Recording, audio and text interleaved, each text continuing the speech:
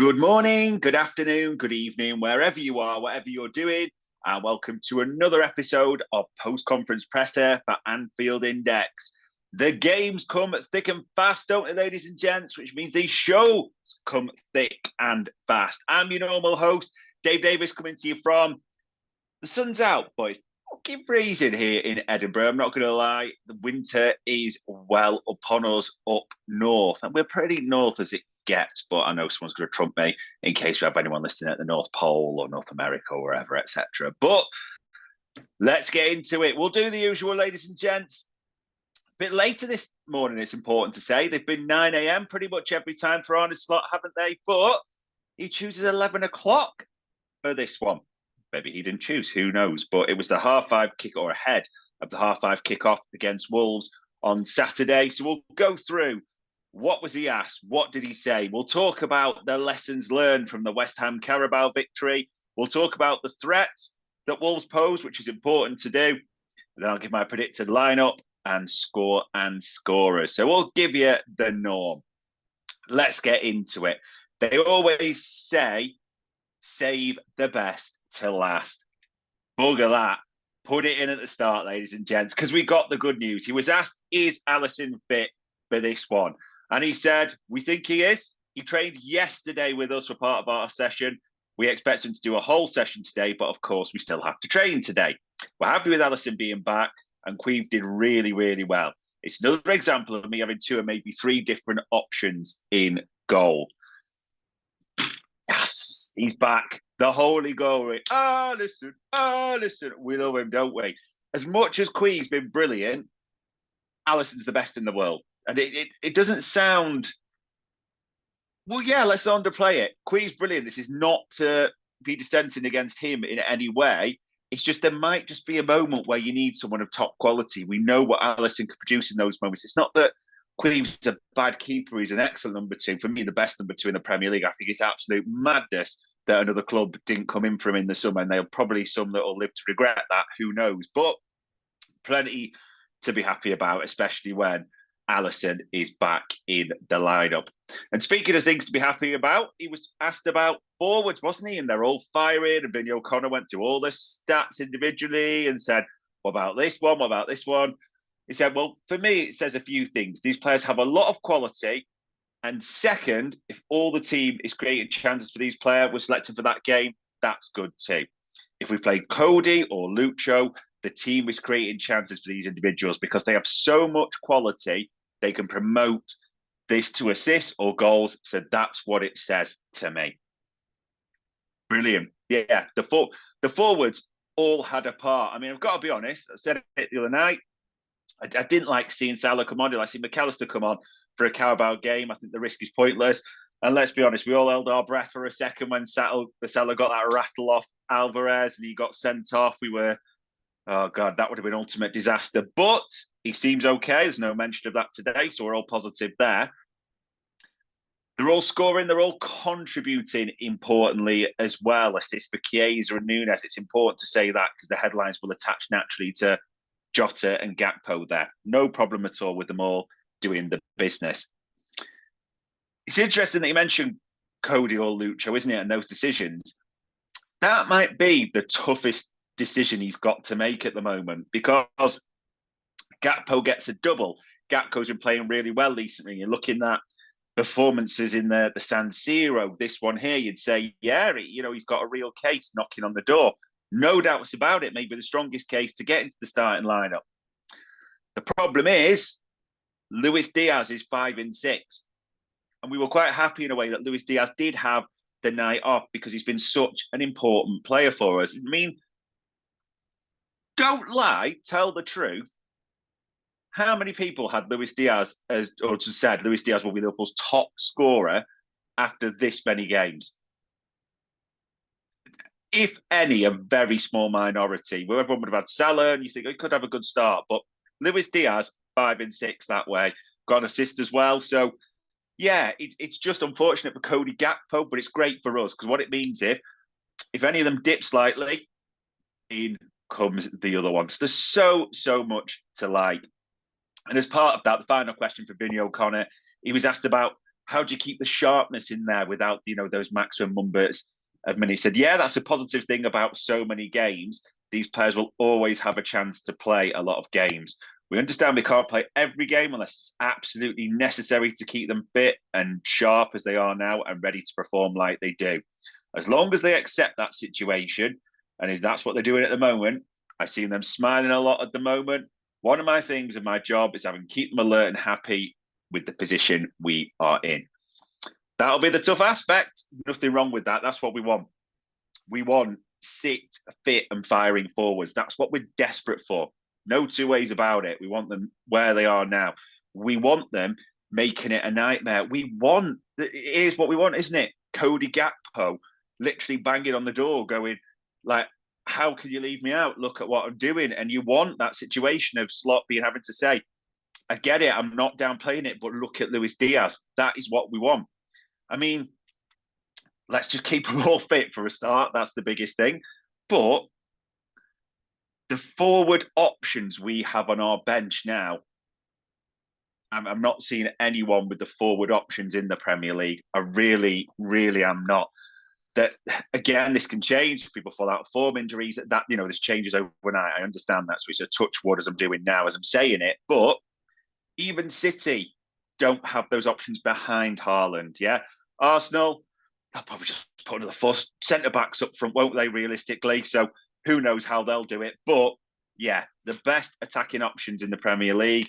As Slot said, his job: keep them all fit and firing, and then everything else will probably take care of themselves that way. Now, this is an interesting one because he was asked about Trent's contract and the other two, and said we'd be disappointed if you only work with these three for a year. He said, and it was a joke because we know what he's trying to do and come up with the contract situation in a different way. He said, you're just trying to find another way of asking. I'm very happy these three players in my team at the moment. There's a lot of games to be played in this season and coming weeks. Let's see what the future brings. It's an interesting one, this contract situation, because time's ticking. I mean, we're about to be in October anytime soon, and we're not hearing we're not hearing anything, are we? An offer on the table, one's closed, things are brewing. And the reason I'm saying that, you even think of something like the Anthony Gordon situation, that the last few days Newcastle are supposed to be in talks, and it seems to have accelerated quite quickly. There's just nothing at all coming in our route. And I know people, and David Lynch has said it, we've got to wait before we panic. It could be later. And I understand that. I'm not debating that for 1 second. The thing for me is, it just the silence is almost can be deafening in some ways, can't it? And listen, we all hope they sign, but yeah, it is a weird one. At the same time, some people are going to comment and tweet that, wow, they're asking such a ridiculous question, just like, and I get it. I'd even sort of thought that at points, but I'd understand as well, as some of the journalists have said, well, if we didn't ask the questions, you'd be fuming at that. So it's a catch-22, can't win. So yeah, let's just hope some news comes out so we don't have to keep asking, or the journalists don't have to ask Arne Slot about it. We will have to see. It would be good to hear something. He was then asked about, how people are adapting, like Curtis Jones with the minutes, the squad situation, and the focus was on adapting. He said, I said it many occasions already, I'm happy with the squad I've inherited, not only because of quality, but the culture Jurgen Klopp left behind. All the players are team players and accept the role if they're not playing. You always want to work hard for the team first of all, so that's positive. I think even the Carabao just showed there does seem to be a real squad unity. And whilst they're probably not going to play too many times, some of them had a real impact. I mean, Curtis Jones is important to come out. That assist was brilliant, wasn't it? I thought he kind of lost it and a bit slow, but just that quick movement and that deft pass for Jota to just open up his body was brilliant. He had a good game there as well as a good cameo in the last one against Bournemouth. So he looks like, fit. And we always know he's a real midfield option. So that's positive. Other ones, and I'm not saying I think he'll get more chances particularly, unless it is in the Carabao against Brighton potentially. But Endo did well, didn't he? Made interceptions, broke up. So, a good team player, if you want to call him that. Whatever you think about Endo, you can't fault or criticise his attitude at all. Been spot on that way as well. The forwards on that, there's a lot of people still pushing. So if you can keep that momentum going and the ones who are coming in having an impact. I mean, it was interesting. I saw people saying things about Jarell Quansah and the back line. I mean, it was funny watching some of the stuff and Simicast throwing his head on it with the just put his hands down and chucking his face in the way. I love you, mum. Dive in he goes. Brilliant to see. But you can't be too critical of a back line that gives chances. And I know they made a few errors, and Slot even mentioned one about Somerville, which we'll come on to. It's a whole different back line.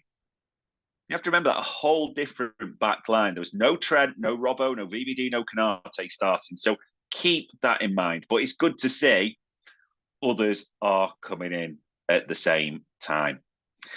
However, as I mentioned in defence as well, because he was asked about, chances. You are conceding a lot of chances in the last two games. What are his thoughts on that? He said, well, the last thing you said was very important. We have a lot of quality in that position. We create a lot of chances as well, but in an ideal world, we don't concede as many as we do in these last two games. If there's one big difference between my former club and this, every team has so many quality players in these areas and in their team. They're always able to create chances as well.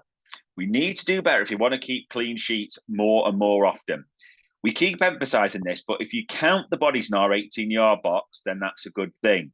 It's about working on it collectively. In the last game, they scored from a set piece.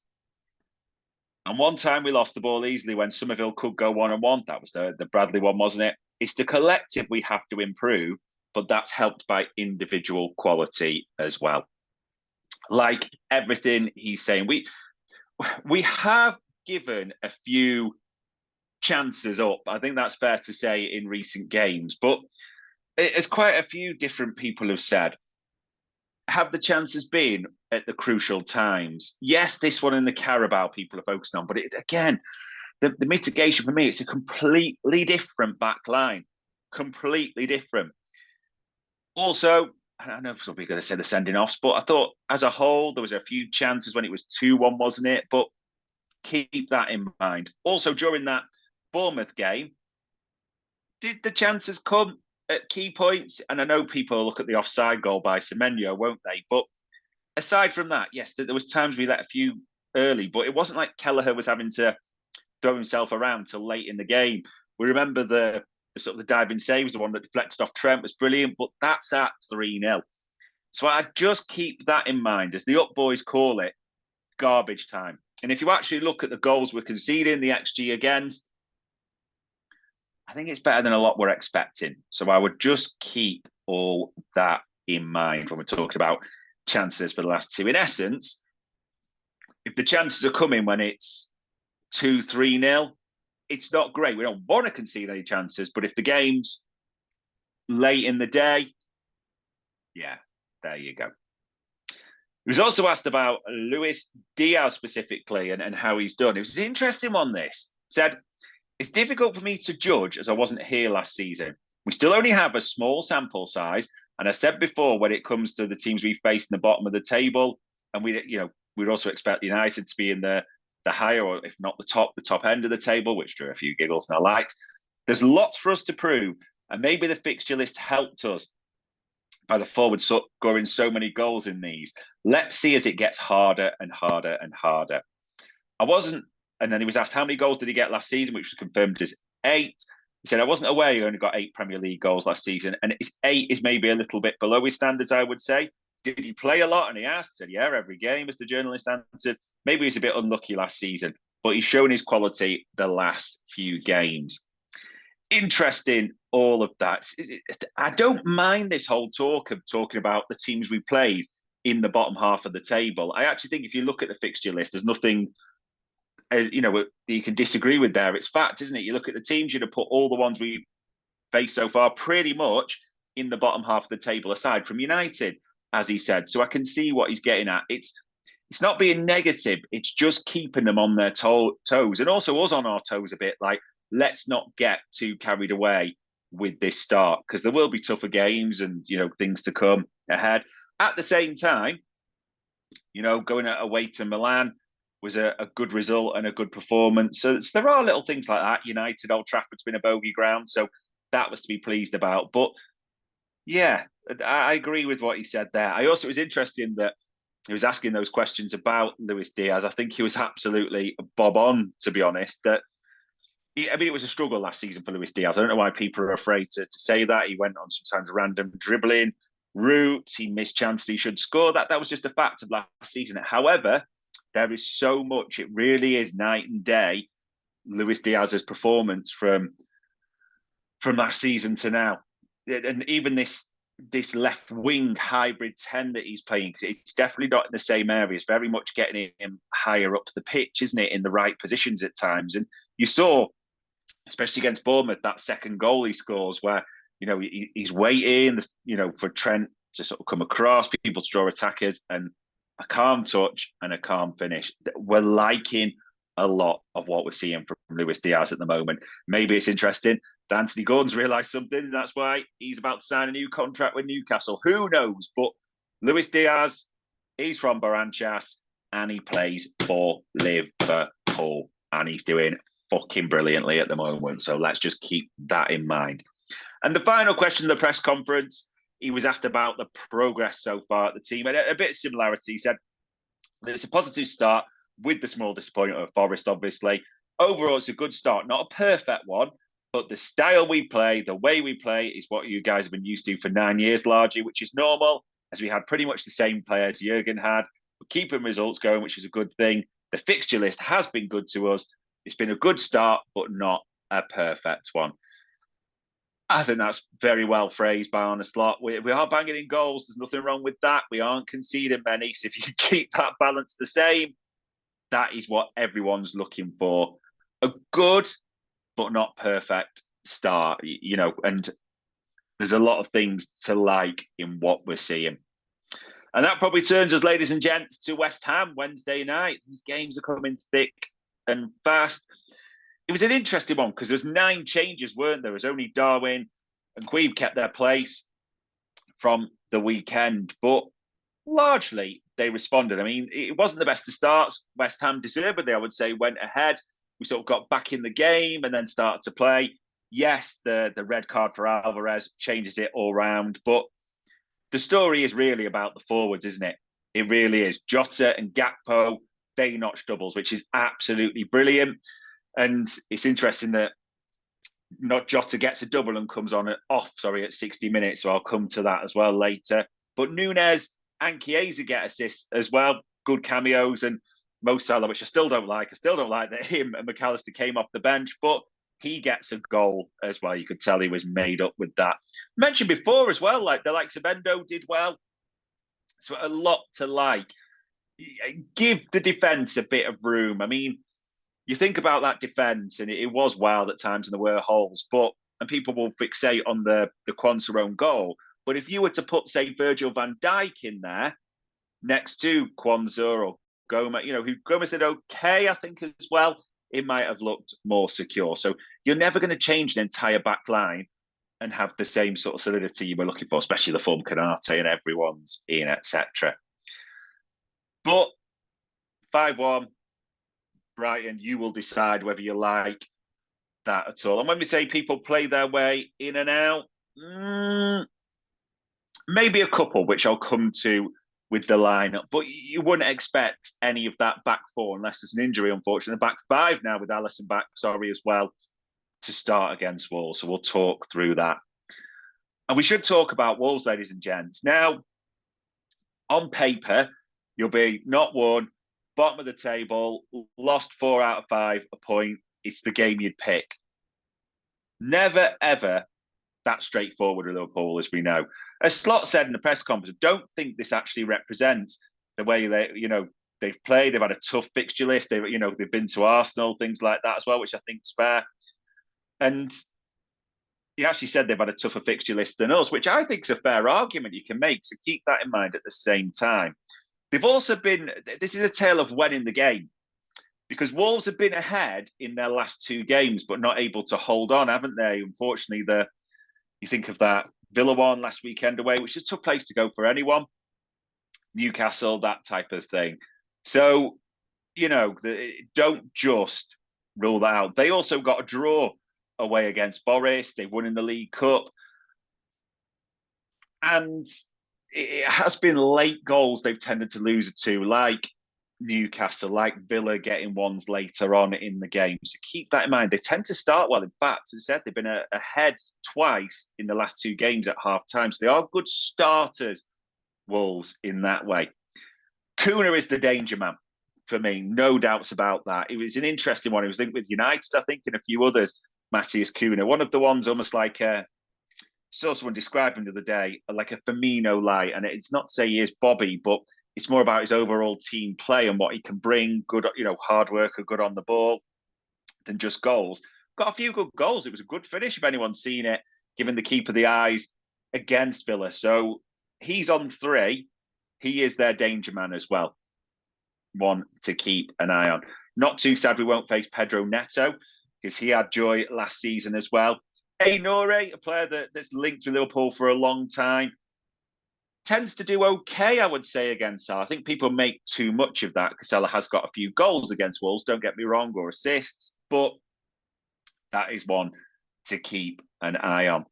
And we spoke about this on Stat Me Up with Ben Boxack. This is one where we leave it late against Wolves, by the way. You think last season we left it away. We were down at half-time, funnily enough, but Robbo gets that goal, wasn't he? Captain for the day at the time as well. He gets the goal, and Harvey Elliott is given to him. I think it's deflected, so we put it's an own goal, but to make it 3-1. You even go the year before. Divock Origi. Who thought we'd still be saying that name on this podcast? But he gets that late one, doesn't he? Right, and the death from a Mo Salah assist. So we do like this one late. Even in the title winning year where they pretty much outplayed us, but Bobby still nicks one against the run of play. That was obviously, different. But we like a late goal at Molineux. So it's just something to consider. But anyone filing this under, well, Chelsea got 6 and those types of things.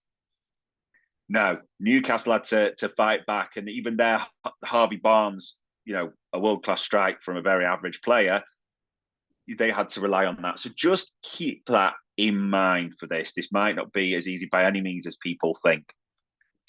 Which now brings me, ladies and gents, to the score and scorers, as well as the lineup, ultimately. Alisson back in. It's the back 5 we want. Alisson, Trent, Robbo, who came on for a little bit, Konate and BBD, who had a full rest. Konate didn't even show up. BBD was on the bench doing his captain's ambassador role. So that's an easy back 5. Midfield's easy as well. Gravenberch had the night off, back into Bosley, who didn't play a minute but was on the bench, and McAllister, who had a little bit, which I don't like, but they're the 3 in, easy as pie. Forward line, for many, the one that will be the toughest debate. The easy one is that Salah had a bit. Again, I don't like this, but he's in, no doubt. So Salah on the right. The left, Luis Diaz, fresh, away. Will work. He's known for his hard work, defensive solidity. He can assist. So it's Diaz on the left. Harsh on Gakpo. It's just the way it is. The middle, Darwin hasn't done anything wrong. That's important to say the last 2 games. I think it's important when you talk about that number 9 slot at the moment. Nunez, excellent, brilliant goal against Bournemouth as well. Excellent all-round performance. Even in this one against West Ham, worked hard, linked well, had a nice bit for the Gakpo goal, his opener for 4-1 as well. But Jota looks, I'd say back, that's too strong, because they can both be streaky players, that's fair to say. But I think it was telling that Jota gets a few goals and different types, even the scruffy header, followed by the nice finish where he opens his body with the right foot. And he didn't play a single minute against Bournemouth, and he's taken off on the hour in this Carabao game, which tells me Diogo Jota is set to start against Wolves. So that's your lineup for me. Alisson, Trent, Robbo, VVD, Konate, Gravenberch, McAllister, Szoboszlai, and a forward 3 of Diaz, Jota, Salah, which pretty much, to be fair, apart from the first game of the season when Canate comes in at half time, has been the starting lineup for most, hasn't it? And most have been rested. We'll see how that goes. It'd be interesting because everyone will say, and I agreed it's the right thing to do, just to appear hypocritical. Let's just hope they keep the rhythm that way. But even if they don't, there should be the likes of Chiesa, Gakpo, Nunes ready to come on, and Jones as well, change it for us that way. So with all that in mind, ladies and gents, that does not mean I'm uber confident. Does not mean I think, well, we'll win this easy by any means. But I'm going to go 2-0. I'm going to go 2-0 and Mo Salah. People will say that's easy to do, but there's others who can score as well. I just think Mo Salah looked hungry, especially for goals when he came on. And people will also reference, well, hold on, you just said about Ainoure having doing quite well, it appears, against him. I know that, but you never back against the king, do you? So we'll see, ladies and gents. See what your predictions are, see what you're thinking. Whenever you're listening to this, it is Friday. It is about midday. So I hope the weekend is either upon you or nearly upon you, wherever you are, whatever you're doing. But for another post-conference presser, that was me, Dave Davis, for Anfield Index.